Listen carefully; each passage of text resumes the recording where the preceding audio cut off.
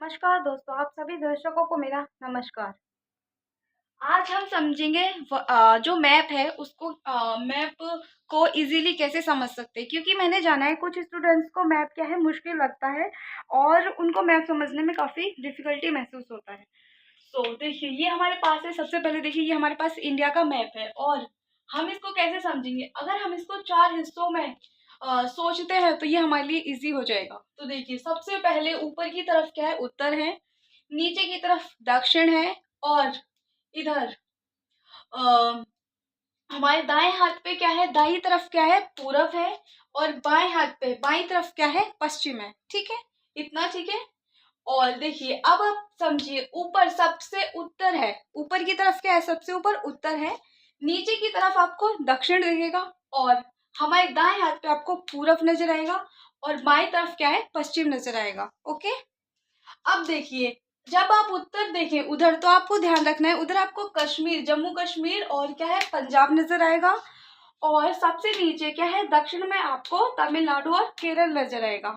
और पूरब की तरफ आपको बिहार और पश्चिम बंगाल नजर आएगा और पश्चिम की तरफ आपको गुजरात और राजस्थान नजर आएगा। ठीक है, आशा करती हूँ आप मेरी चीज़ों को बहुत अच्छे से समझ पा रहे होंगे।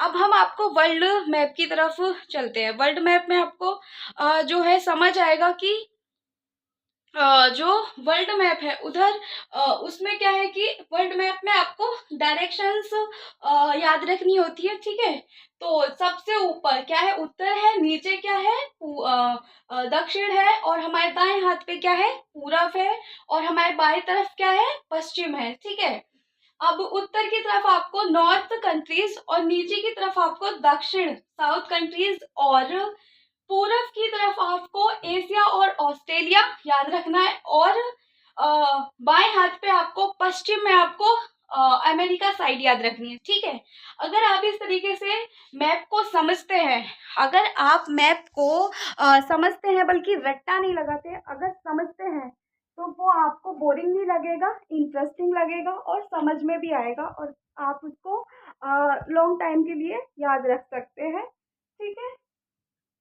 आशा करती हूँ आप चीज़ों को आप समझ के पढ़ेंगे। ठीक है, और आपके लिए एक प्रश्न है, आपको इंडिया का मैप ज़्यादा मुश्किल लगता है या वर्ल्ड का? कमेंट करके ज़रूर बताइएगा। और धन्यवाद। जय हिंद, वंदे मातरम।